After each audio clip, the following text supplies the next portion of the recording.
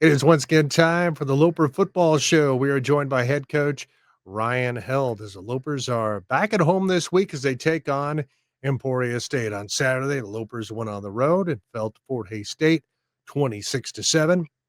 Ryan, after that game, we spoke a little bit. It was kind of a frustrating night for you and your bunch. You've had a couple of days here to digest it. What's your biggest takeaway? Well, the obvious is you can't be minus 3 turnovers and 1 for a touchdown and expect to win against a good football team. That's the no doubt obvious, easy answer to give you. But, like every game, you dissect it, you peel the onion back. Defensively, I thought, for the most part, we played well enough to win. There's still a few plays. They got us on a fly sweep, big yardage gain. We're in man. They hit us on that. And a couple times the back hit a backdoor cut on us. But, overall, I thought they played well enough to win. We held them to field goals. Probably could have held them out of a couple field goals. They just hit a couple plays on us. But they played well enough to win. Offensively, this will sound maybe crazy when you lose 26-7. But I thought other than, a few plays, I thought our offensive line played as well as they've played since I've been here. Well, Coach, you only scored 7 points. Yeah, I know. But they played really well. We did not take advantage of our opportunities, period, point blank. I've got to coach better the quarterback position just to make sure that we're more dialed in and really understand the why of things. We'll simplify some things, but we just didn't take advantage, Jason, of we missed a tight end down the pipe for a touchdown. The old Tom Osborne tight end deep play back in the 90s. A 4th and 3, we didn't run the ball on a scramble when they went cover 0. We missed a looky route on the missed field goal route that was wide open. So we just have to be better coaches, and we got to be better on offense. Scoring 7 points with how we felt really good about the game plan just wasn't good enough, obviously. I just thought it seemed like kind of a weird game. It was much closer than that score would indicate. Well, yeah, I mean, you're 7-0. We could have tied it up with the tight end play. We go down. We end up missing a field goal. It was 10-0. We should have got a first down on the third down play. After a false start on they kind of moving and they made us move and whatever. And then, we throw the pick 6, which is a killer. I'm mad at myself because I gave the quarterback an RPO. If we hand the ball off, it's a 10-yard game. So that's I just can't put our guy in that position. Then even down 17-0 in the first drive of the second half, and we're running through them like hot knife through butter, and then we fumble the ball on a 5-yard game in their territory. You just can't do that. I don't care if we're playing Sunrise Middle School. I mean, we're not going to win when you do those type of things.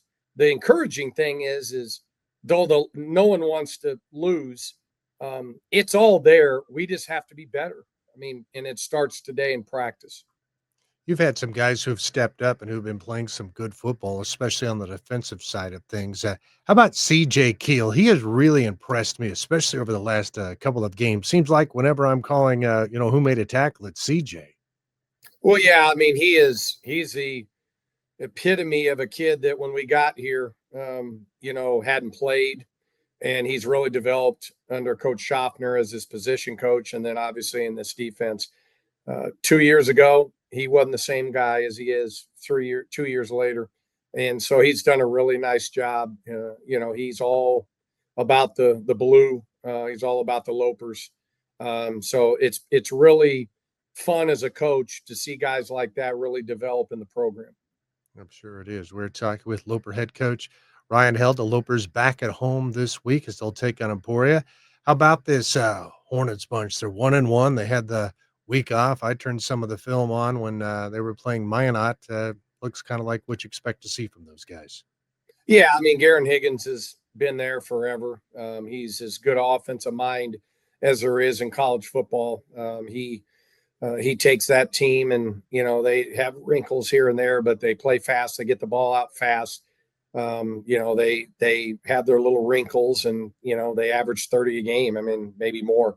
That's what they do, and he's just a really good football coach.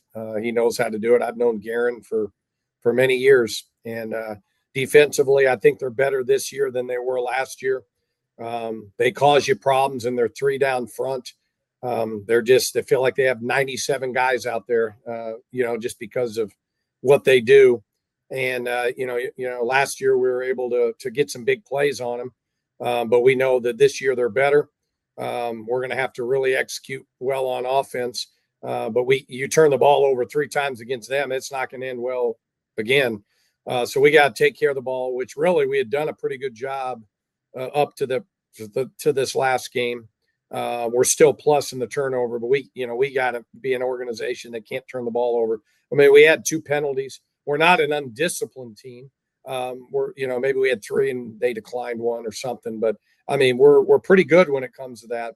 But yeah, against Emporia, you can't give up huge plays. You got to make them make the throws. You got to put pressure on the quarterback. It's kind of an interesting game because their quarterback played for me in North Alabama. And then our quarterback DB was there in the spring with Emporia 2 springs ago. So it's maybe a group of one guy, kind of knows our offense that was in this offense. And then he kind of knows their offense. Not that we're asking what they did. We're just going to watch the film, but it is kind of an interesting plot right there. And it just kind of shows how transactional college football is now, even at the D2 level. Yeah, I mean, you could have a guy with you for 3 years, and a year later you're playing against him if he, whatever wants to move on. You just never know how it'll work, in this game. But hopefully you keep recruiting the right kids and developing kids. On Thursdays we have our soap scrimmage, and our guys really look forward to that. You look at some of our younger kids. I mean, our offensive line has got so many young players, and the foundation is really, really good there. And as other positions are. I mean, we're in good shape. We didn't play well, Jason, in terms of our opportunities on Saturday. The score did not indicate the game, but again, the score is a score, and we didn't get it done. We've got to be better this week against Emporia. We need to start today in practice and just keep getting better. And flush it. That's the thing about the MIAA. You got to flush it, move on. All right. As always, we appreciate the time. We're looking forward to Saturday.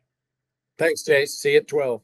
You bet. And that was Loper head coach Ryan Held. His thoughts about the big game coming up. This is the MIAA game of the week. Kickoff set for noon on Saturday. And of course, we'll have it on 93.1 The River and 106.9 in Kearney. For the Loper Football Show, I'm Jason Jorgensen.